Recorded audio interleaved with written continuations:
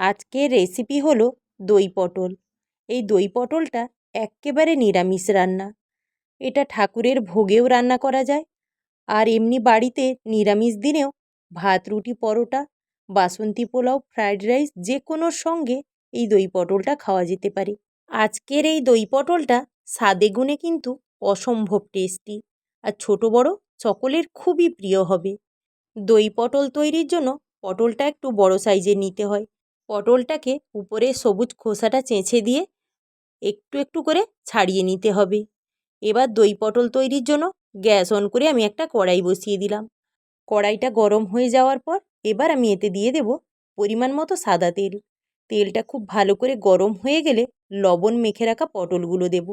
পটল দিয়ে এপিট ওপিট নাড়াচাড়া করে হালকা করে লাল লাল করে নেব। পটলের রঙটা যখন ঠিক এইভাবে হয়ে যাবে, এবার আমি এটাকে তেল থেকে তুলে নেব। পটলগুলো ভেজে তুলে নেওয়ার পর নতুন করে তেল দিয়েছি। তেল দেওয়ার পর তেলটা হালকা গরম হয়েছে। এবার ওই তেলের মধ্যে দিয়ে দিলাম হিং, তারপরে এলাচ, লবঙ্গ, দারচিনি আর তেজপাতা ফোড়ন দিয়ে অনবরত নাড়াচাড়া করে নেব। তারপরে এবার দিয়ে দেব আদা বাটা আর টমেটো বাটা। এই দুটো দেওয়ার পরে কিছুক্ষণ নাড়াচাড়া করে নেব। আদা বাটা আর টমেটো বাটা দেওয়ার পর কিছুক্ষণ এইভাবে নাড়াচাড়া করে নিয়েছি। এবার আমি এর মধ্যে দিয়ে দেব হলুদ গুঁড়ো আর লঙ্কার গুঁড়ো।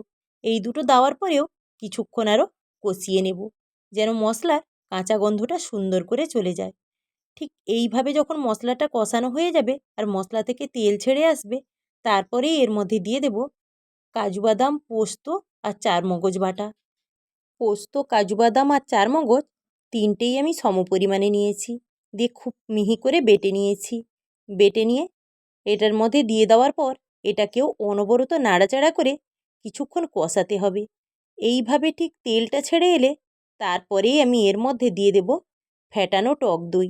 টক দই দেওয়ার পরে আঁচ একদম কমিয়ে দিতে হবে। কমিয়ে দিয়ে অনবরত ঠিক এইভাবে নাড়াচাড়া করে নেব। বেশ কিছুক্ষণ ধরে ঠিক এইভাবে নাড়াচাড়া করছি। এবার আমি এর মধ্যে দিয়ে দেব পরিমাণ মতো জল। জলটা মেশানোর পর অনবরত ঠিক এইভাবে একবার নাড়াচাড়া করে নেব। এবার দিয়ে দিলাম স্বাদ অনুযায়ী লবণ আর চিনি। এটা একটু মিষ্টি মিষ্টিই হবে, সেই জন্য চিনিটা সবসময় স্বাদ অনুযায়ী দিতে হয়। অনবরত নাড়াচাড়া করার পরে তরকারিটা ঠিক এইভাবে ফুটছে। এবার ভেজে রাখা পটলগুলো দেব। পটল দিয়ে একবার খুব সুন্দর করে নাড়াচাড়া করে সমস্ত কিছু মিশিয়ে নেব। মিশিয়ে নিয়ে মিডিয়াম আঁচে বেশ কিছুক্ষণের জন্য রান্না হতে দিতে হবে, যতক্ষণ না জুসটা আরও একটু ঘন হয়ে আসছে সেই পর্যন্ত ফুটতে দিতে হবে। জুসটা যখন ঠিক এইভাবে হয়ে যাবে, দেখেই মনে হচ্ছে জুসটা অনেকটাই কমে এসেছে। এবার চাই তরকারির ঘনত্ব। জুসটা কমলেও কি হবে, তরকারিটা ঠিক সেইভাবে ঘন হয়নি। সেই জন্য আমি এর মধ্যে 1 চামচ কর্নফ্লাওয়ার জলে গুলে নিয়ে দিয়ে দেব। কর্নফ্লাওয়ার জলে গুলে নিয়ে দেওয়ার পর অনবরত নাড়াচাড়া করে একটু মিশিয়ে নিতে হবে। এবার অল্প কিছু সময় ফুটলেই তরকারির জুসের ঘনত্বটা খুব সুন্দর করে হয়ে যাবে। বেশ কিছুক্ষণ ধরে এইভাবে ফুটিয়ে নিয়েছি। দেখেই মনে হচ্ছে জুসের ঘনত্বটা এক্কেবারে ঠিকঠাক হয়ে গেছে। আর অল্প কিছু সময় এইভাবে নাড়াচাড়া করেই নামিয়ে নিতে হবে।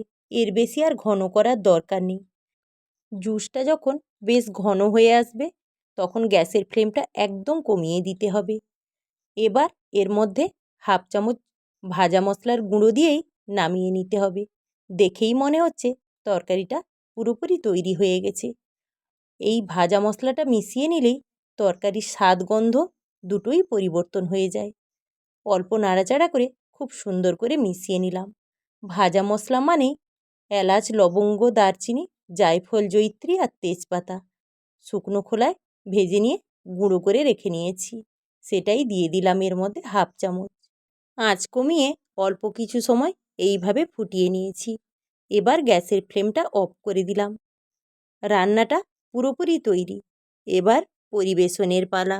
আমার এই রান্নার ভিডিওটা আপনারা যদি ইউটিউব থেকে দেখেন, তাহলে আমার চ্যানেলটিকে অবশ্যই সাবস্ক্রাইব করে দেবেন। আর যারা ফেসবুক থেকে দেখছেন, তারা পেজটি অবশ্যই ফলো করে দেবেন। আর লাইক কমেন্ট শেয়ার করতে একদমই ভুলবেন না। আমি ফিরে আসছি আবারও নিত্য নতুন নানা রকম রান্নার রেসিপি নিয়ে।